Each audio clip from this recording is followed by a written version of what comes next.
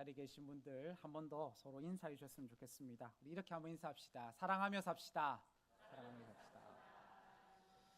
네, 우리 시간 사랑하며 삽시다라는 제목 가지고서 우리 주님 주신 말씀을 증거하겠습니다. 여러분, 오늘날 최고의 가치를 하나 꼽자고 한다면요, 아마 대부분의 사람들이 이 사랑을 최고의 가치로 꼽을 것입니다. 사랑은 전 세계 모든 사람들이 인정하고 또 따르고 있는 가치입니다. 우리가 듣고 있는 노래들 중에서 상당수가 이 사랑에 대한 노래인 것을 볼 수가 있고요, 영화나 드라마에서도 이 사랑에 대한 내용이 대다수를 차지합니다. 시, 문학, 예술과 같은 다양한 부분에서 우리는 사랑을 접하고요, 수많은 사람들이 사랑에 웃고 또 사랑에 우는 모습들을 보게 되는데요, 이 시대를 불문하고 최고의 가치로 여겨지는 것이 바로 사랑이라는 것입니다. 이처럼 사랑이 최고의 가치로 여겨지기에 많은 사람들이 이 사랑을 실천하며 살아보려고 애를 써왔는데요, 안타깝게도 이 타락한 본성을 가지고 있는 인간은 이 제대로 된 사랑을 실천하지를 못했습니다. 가장 사랑해야 할 하나님을 사랑하지 못하고 이 사람들은 세상을 사랑하고 돈을 사랑하고 쾌락을 사랑해 왔습니다. 또 이웃을 내 몸과 같이 사랑해야 함에도 불구하고 사람들은 자기를 위한 사랑, 또 다른 사람을 차별하는 그런 사랑을 나타내었는데요, 이 하나님께서 원하시는 사랑을 제대로 실천하지 못하고 이 자기 마음대로 이 세속적인 방법으로 사랑을 사용하는 또 실천하는 그런 모습들을 보였다고 하는 것입니다. 그렇다면 타락한 본성을 지닌 인간이 어떻게 해야 올바르게 이 사랑을 실천하며 살아갈 수가 있는 것일까요? 유튜브에 나오는 이 전문가들의 말을 들어야 할까요? 오랫동안 봉사를 한 사람의 말, 어떤 연애 박사 혹은 이 부부 상담의 전문가의 말을 우리가 들어야 할까요? 물론 전문가들의 그러한 말들이 어느 정도 도움을 줄 수 있겠지만 우리가 진정한 사랑을 실천하기 위해서는요, 진정한 사랑의 전문가가 되시는 분의 말씀을 들어야 하는데요, 여러분, 성경은 하나님께서 사랑이시라고 증거합니다. 성경은 하나님께서 세상을 사랑하시어 하나밖에 없는 독생자 예수님을 보내어 주셨다고 증거하고요, 이 성경은 그리스도께서 우리를 위해 죽으심으로 하나님께서 우리에 대한 자기의 사랑을 확증하셨다 증거하기에 이 사랑이신 하나님, 사랑의 전문가이신 하나님의 말씀을 우리가 듣고서 우리가 사랑을 실천할 수 있어야 한다는 것입니다. 이 마태복음 5장에서 성자 하나님이신 예수님께서는 이 산상수훈의 말씀을 전해주셨고요, 특별히 오늘 본문에서 우리가 어떻게 사랑해야 할지를 알려주시는데요, 오늘 주시는 이 말씀을 통해 우리 하나님이 원하시고 바라시는 사랑이 무엇인지를 깨달으셔서요, 여러분, 세상이 말하는 대로 사랑하지 마시고 우리 하나님이 말씀해 주시는 대로 사랑하며 살아가시는 저와 여러분들 되시기를 바랍니다. 오늘 본문에서 우리는 사랑의 대상, 사랑의 방법, 그리고 사랑의 결과가 어떠한지를 볼 수가 있는데요, 먼저 첫 번째로 우리가 살펴볼 것은 바로 사랑의 대상입니다. 이 땅을 살아가는 저와 여러분들, 우리는 누구를 사랑하며 살아야 할까요? 이 결론을 먼저 말씀드리면 우리는 모든 이들을 사랑해야 합니다. 이 43절에 나오는 대로 예수님 당시 유대인들은 이웃을 사랑하고 원수를 미워했습니다. 이 레위기 19장 18절에서 하나님께서는 원수를 갚지 말고 내 이웃 사랑하기를 내 자신과 같이 사랑하라 명령하셨는데요, 유대인들은 내 이웃을 사랑하라는 말씀은 잘 지켰지만 이 원수를 갚지 말라는 말씀은 지키려고 하지 않았습니다. 이웃을 사랑하기만 하면 이 원수를 미워해도 괜찮겠지, 생각하고서 이들은 하나님의 말씀을 자기 마음대로 적용하고 있었습니다. 때문에 유대인들은 같은 유대인들과 또 유대교로 개종한 이방인들만을 이웃으로 여겼고요. 자기가 선택한 이웃들을 사랑의 대상으로 여기고 그들만 사랑하려고 했었는데요. 오늘 보면 44절에서 예수님께서는 이웃을 사랑하고 원수를 미워하는 것이 아니라 너희 원수까지도 사랑해야 한다고 말씀해 주십니다. 여러분, 원수를 사랑한다는 것은 사실상 모든 사람을 사랑한다는 것이 되는데요. 내가 선택한 어떤 특정 인물만을 우리가 사랑의 대상으로 삼는 것이 아니라 하나님께서 말씀해 주신 자들, 이 원수를 포함한 모든 사람을 우리가 사랑의 대상으로 삼아야 한다는 것입니다. 누가복음 10장에 한 율법 교사가 나오는데요. 이 율법 교사는 하나님을 사랑하고 또 이웃을 사랑해야 영생을 얻을 수 있다는 사실을 잘 알고 있었습니다. 하지만 이 율법 교사는요, 누가 자신의 이웃인지를 몰랐습니다. 자신이 사랑해야 할 이 사랑의 대상이 누구인지를 모른 채 그저 내가 사랑하고 싶은 사람만 사랑하면 된다고 그는 생각했습니다. 그런 율법 교사에게 예수님께서는 우리가 잘 아는 선한 사마리아인의 이야기를 들려주셨는데요. 이를 통해 이웃을 특정하려고 하지 말고 너가 이웃이 되어주라고, 이 사랑의 대상을 구별하려고 하지 말고 모든 이들을 사랑해 줄 것을 우리 주님께서 말씀해 주셨고요. 오늘 본문에서도 이 원수까지 사랑해 줄 것을 명령해 주셨습니다. 이 모든 사람이 사랑의 대상이 된다는 사실을 우리 주님께서 거듭 말씀해 주셨던 것입니다. 예수님 당시의 유대인들, 그리고 누가복음에 나왔던 율법 교사와 같이 저와 여러분들도 이웃을 사랑하고 이 원수를 미워하며 살 때가 참 많습니다. 내가 좋아하는 사람, 나에게 유익을 끼치는 사람을 우리는 사랑하려고 하고요. 이 반면에 나하고는 상관이 없는 사람, 나를 힘들게 하는 원수들을 우리는 미워하려고 하는데요. 이 사랑의 대상을 우리가 선택하는 것은요, 주님의 뜻이 아닙니다. 어쩌면 우리의 가정과 직장과 교회 안에 원수 같은 사람이 있을 수 있습니다. 그러나 저 원수 같은 사람은요, 우리가 미워해야 할 대상이 아닙니다. 저 원수 같은 사람이야말로 우리가 사랑해야 할 대상이라고 하는 이 사실을 기억하셔서요, 이 원수를 사랑하라 하신 예수님의 말씀에 따라 모든 사람을 사랑의 대상으로 삼으시는 저와 여러분들 되시기를 바랍니다. 사랑의 대상에 이어서 두 번째로 우리가 살펴볼 것은요, 이 사랑의 방법입니다. 오늘 보면 38절에서 예수님께서는 이 눈은 눈으로 이는 이로 갚으라 하였다는 것을 너희가 들었으나 라고 말씀을 하십니다. 출애굽기, 레위기, 신명기에서는 이 눈은 눈으로 이는 이로 갚으라고 하는 이 동해동영법이 나오는데요.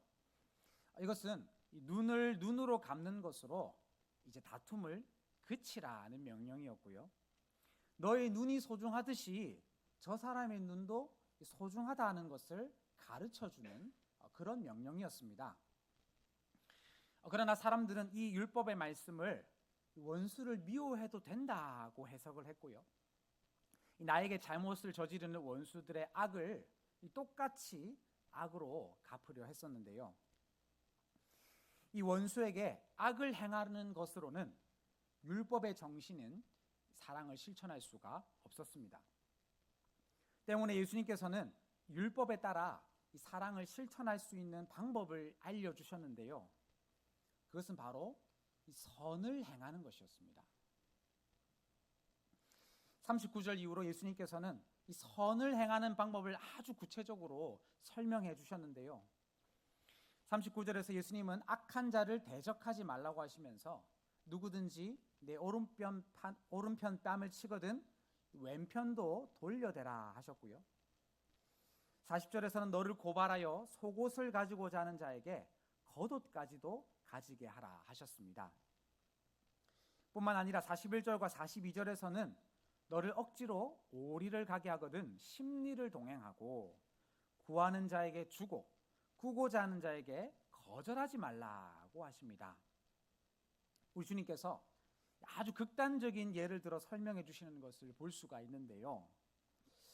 여러분, 왜 예수님께서는 이렇게 극단적인 예를 들어주셨던 것일까요? 무저항 운동을 하고 착취를 당해주라는 뜻에서 이런 말씀을 하셨던 것일까요? 우리 예수님께서 극단적인 예를 드시는 것이 사실이지만 이 말씀의 핵심은요, 나에게 악을 행하는 자에게 악으로 갚지 말고 저 사람의 악이 무색해질 정도로 아주 적극적으로 우리가 선을 행해야 한다고 하는 것입니다. 이 악이 가득한 세상에서 우리가 해야 할 일은요, 악해지는 것이 아닙니다. 더 큰 선을 행하는 것이 저와 여러분들이 해야 할 일인데요. 우리가 이 사실을 잘 알지만 선으로 악을 이기는 것이 너무나 힘이 듭니다. 나를 공격하는 사람, 나를 이용하려는 사람, 저 사람의 악한 의도와 행동을 보게 되었을 때 우리 마음에는 분노가 생기게 되고요, 이 선한 말과 행동이 도저히 나오지가 않습니다. 우리의 타락한 본성은 악을 참아내지 못합니다. 한두 번은 참아주고 용서해 주지만 결국 폭발하게 되고 악을 악으로 갚게 되는 것이 우리의 모습인데요. 우리의 연약함을 아셨던 예수님께서는 오늘 본문 44절에서 너희를 박해하는 자를 위해 기도할 것을 말씀해 주셨습니다. 실제로 예수님께서는 이 자신을 십자가에 못 박은 자들을 위해 기도하셨고요, 이 스데반 집사 또한 자신에게 돌을 던지는 자들을 용서해 달라고 하나님께 기도하였었는데요. 비록 우리의 힘으로는 이 선을 행하기가 너무나 어렵고 저 원수를 사랑하는 것이 불가능하겠지만 우리가 하나님께 기도한다면 우리가 선을 행하게 되고 이 원수까지도 사랑하게 된다고 하는 이 사실을 기억하셔서요, 여러분, 악을 악으로 갚지 마시고 우리 주님과 같이 기도하는 것으로 이 선으로 악을 이기고 진정한 사랑을 실천하시는 저와 여러분들이 되시기를 바랍니다. 사랑의 대상과 방법에 이어서 마지막 세 번째로 우리가 살펴볼 것은요, 이 사랑의 결과입니다. 예수님 당시 유대인들은 자기가 이웃이라 생각하는 사람만 사랑하고 있었습니다. 하나님을 믿지 않았던 이방인들도 자기가 정한 대상을 자기가 정한 방법대로 사랑하고 있었는데요. 46절에서 예수님은 너희가 너희를 사랑하는 자를 사랑하면 무슨 상이 있으리요? 세리도 이같이 아니하느냐고 말씀하셨고요. 이 47절에서도 너희가 너희 형제에게만 무난하면 남보다 더하는 것이 무엇이냐? 이방인들도 이같이 아니하느냐라고 말씀하셨습니다. 무슨 말입니까?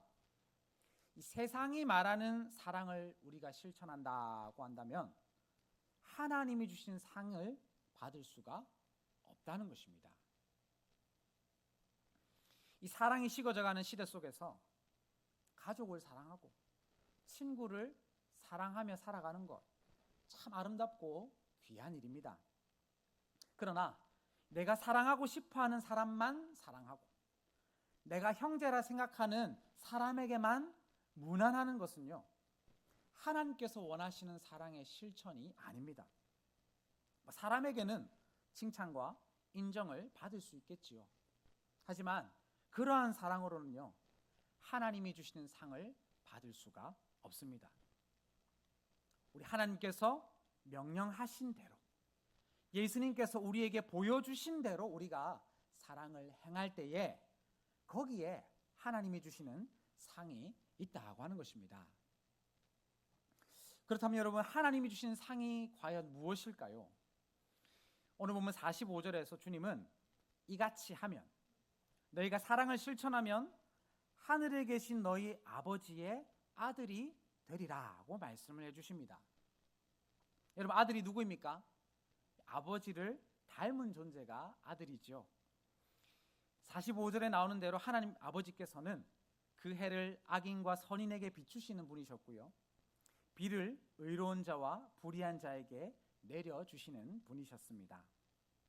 이 사람의 행위에 따라서 차등한 사랑을 베푸시는 것이 아니라 이 모든 사람에게 동일한 사랑을 베풀어 주시는 분이 바로 우리 하나님 아버지셨는데요, 이 하나님과 같은 방법으로 우리가 사랑을 실천할 때 우리 모두가 하나님의 아들이 되는 상을 받게 된다고 하는 것입니다.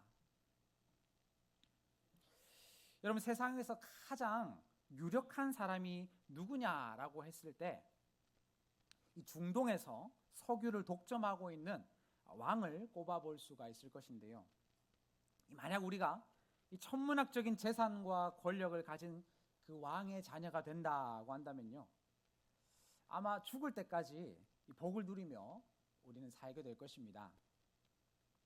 이처럼 우리가 이 세상에 있는 왕의 자녀가 되어도 어마어마한 복을 누리게 되는데, 온 우주의 왕이신 하나님의 아들과 딸이 된다고 한다면 어떨까요?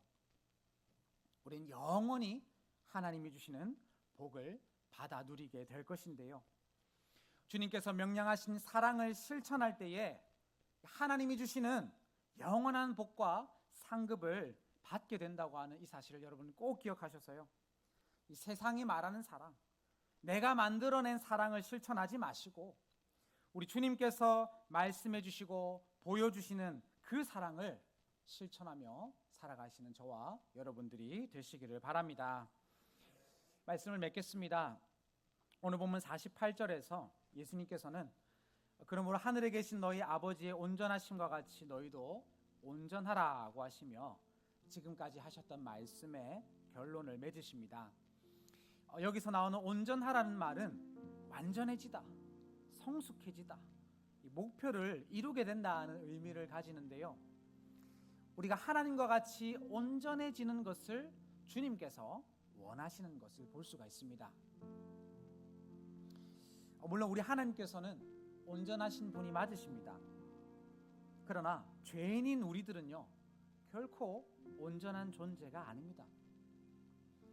로마서 3장 10절 말씀과 같이 의인은 없나니 하나도 없기 때문에 이 하나님과 같이 온전해지라는 주님의 말씀은 불가능한 말씀으로 들리는데요, 여러분, 죄인된 저와 여러분들이 어찌 감히 하나님과 같이 온전해질 수가 있겠습니까? 유대인들처럼 율법을 하나도 빠짐없이 다 지키면 그것이 우리를 온전하게 만들어 줄까요? 여러분, 사람은 율법을 다 지킬 수 없고요, 설령 다 지킨다 하더라도 그것을 유지할 수가 없기에 온전해질 수가 없습니다. 악하고 연약한 우리들이 제 아무리 노력한다 할지라도 우리는 하나님과 같이 온전해질 수가 없습니다. 그러나 우리가 온전해질 수 있는 유일한 방법이 있는데요, 그것은 우리가 하나님을 닮아가는 것입니다. 하나님의 행동을 우리가 따라할 때 우리는 온전하신 하나님을 닮게 되고요, 하나님께서 자신을 닮아가는 저와 여러분들을 온전한 자로 여겨주시게 될 것인데요, 이 원수 사랑을 보여주신 하나님을 따라 우리가 사랑을 실천할 때에 우리 모두가 하나님을 닮게 되고 하나님과 같이 온전해지게 될 것입니다.